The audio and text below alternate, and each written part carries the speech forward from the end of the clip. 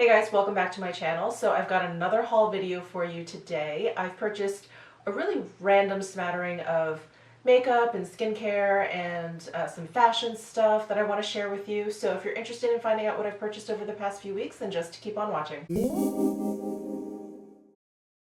So let me just start on a down note. So I also, like everyone else, purchased the Anastasia Beverly Hills Subculture palette.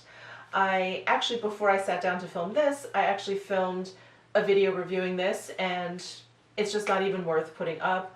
I may, if I have some decent footage of me trying the shadows, I may kind of insert them here now for you, but they weren't good. So the negative reviews I've seen online are definitely in line with my experience. I found the shadows to be very powdery. They were very patchy to put on. I did actually like the three non-matte, sort of metallic, glittery pressed pigment shadows. Those I found to actually perform well, but I'm not going to keep this whole palette for 3 shadows. So I'm actually going to be returning this, which I'm pretty sad about because I was really looking forward to this, and I love all the other Anastasia palettes that I have. So. And on the same sort of vein, I ended up returning my Sephora Pro palettes. I really liked them. I really enjoyed them. I thought that they performed really well. You got 28 great shadows for 68 bucks. I was using it so much so that I believe there's some ingredient there that is actually very drying, and so I actually started getting little like eczema patches appearing on my eyelids, and I just knew it was the shadow. Nothing else in my routine had changed. My primer hadn't changed.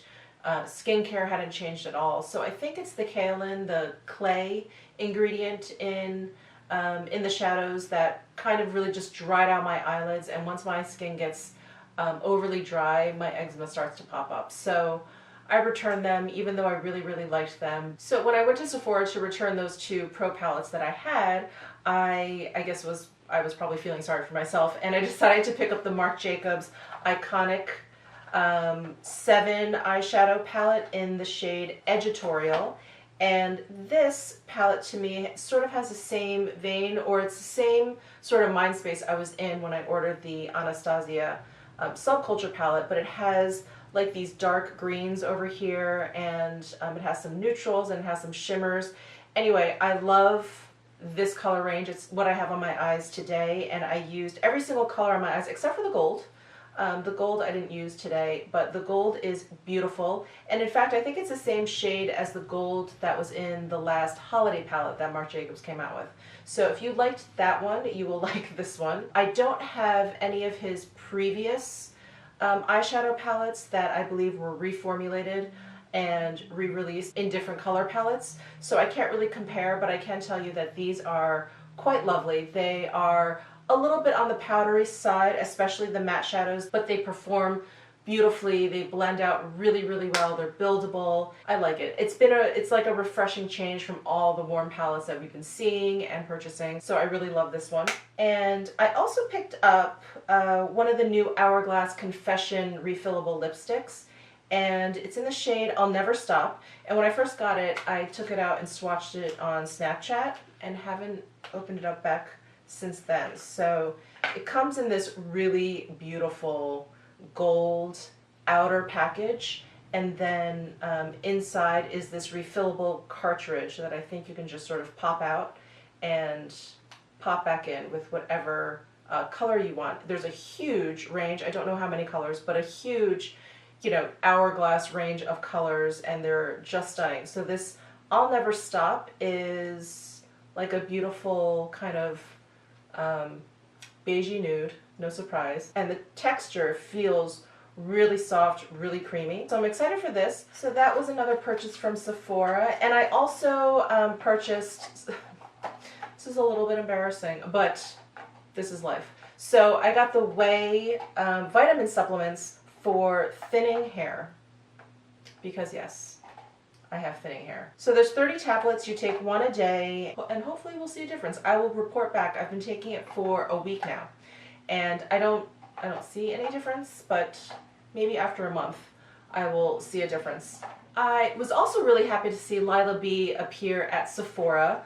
I have one of the Lila B eyeshadow quads, and I absolutely love it, and excuse me, and I love the company. They try and use really natural and clean ingredients. So I picked up the bronzer in Be Sunkissed, and here's the packaging, the exact same as the eyeshadow quad.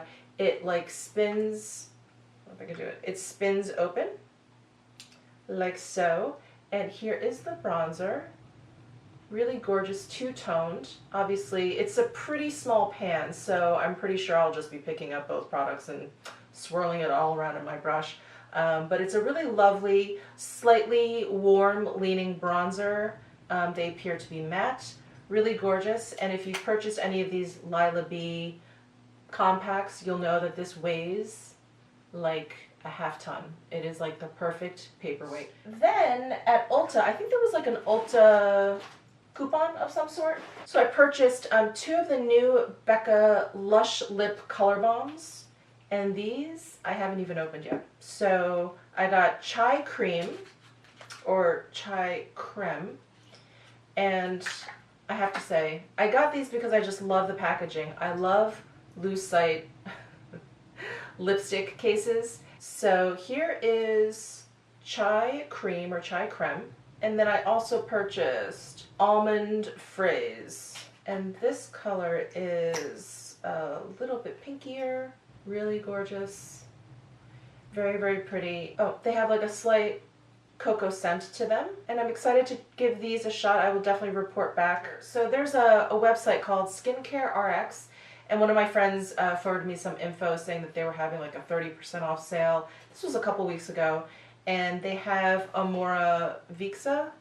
I'm not sure if I'm pronouncing that incorrectly. So I decided to get the Ultra More Mud Mask because I was getting these little breakouts on my upper lip and my chin, and I thought, you know, I think I need to kind of just like draw out the impurities. So I got this mask and I've used it twice. It is definitely very drying. It has camphor in it, so it also has like a mentholated feeling, and so if you have like sensitivities to any of those things, I would not recommend this mask.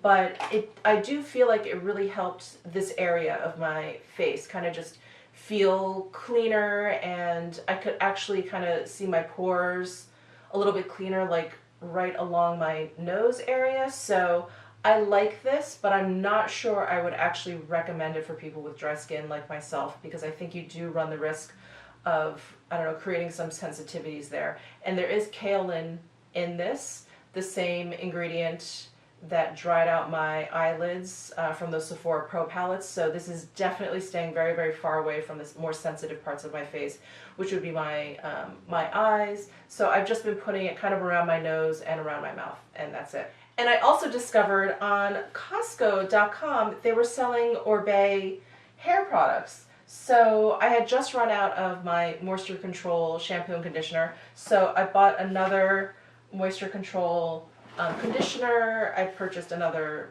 moisture control shampoo, and then they also had the Gold Lust shampoo and conditioner, which I purchased as well. So if they're still on there, I would get on it. I was afraid like it was a joke. And then I had a friend in from out of town, and so I was on the Strip a couple weeks ago, and she wanted to walk around the Crystals Mall. So at that mall there's a Tom Ford. Stopped in there. Of course I can't leave that store without buying something.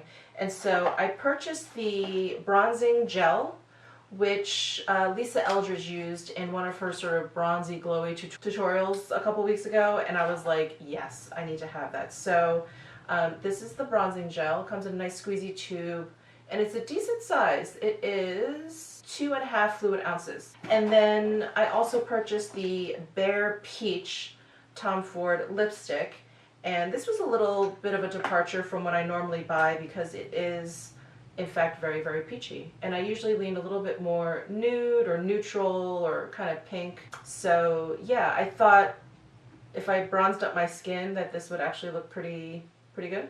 So we'll see. Okay, and now on to some fashion-y type stuff. I purchased new sneakers that I thought I would share with you. So I'm a big fan of APL sneakers. That's the Athletic Propulsion Labs, and so I've been wearing a pair of Ascends. Their model is called Ascend, and it's lasted me like a year, and I thought, oh my God, like I go through sneakers like an animal. So I really put them through the test, and I generally have to change out my sneakers like every 6 months, but I had those for a year and they were still like pretty good, but I thought, you know what, it's time for new sneakers. So I basically got the same updated model of them, but in this blush color, which I really love. They're super girly for me. But I thought, you know what, let me just kind of try and stay away from the whole like all black situation. And I've worn these a couple of times now, and I enjoy them. Nothing like a new pair of sneakers. They're like so comfortable. I had some credits at Glossier, so thank you so much for any of you who have been shopping through any of my Glossier links. I really, really appreciate it. I pretty much have their entire lines. So I thought, what can I purchase with these credits? So I went online and I got their Glossier headband, which I'm super excited for. And I also got the Glossier, the enamel pin. So I'm excited for this. This is actually going to go on one of my knitting bags. And I got a new handbag. So again, this move to Vegas has kind of got me like in a tailspin. I kind of don't know what to wear. I don't know like how to dress myself anymore because I don't know, it's so much more casual here. It's obviously very, very hot, but you don't need to strip down because then, I don't know, I feel like then the sun is all over you. Anyway, in terms of handbags, in New York, it was, you know, I always had a crossbody bag. It was just, you put it on, you put everything you need in your bag, you're out the door, and everything's accessible, but it's kind of out of your way. It was great. Here, you're in and out of your car all the time. You're not really walking around that much. And so having a crossbody bag, it was like to take it off and then to put it back on every time I got in and out of the car. It was just really annoying. So I just wanted like a handbag, like a bag I can just like grab and go and like put in my shopping cart or do whatever with it.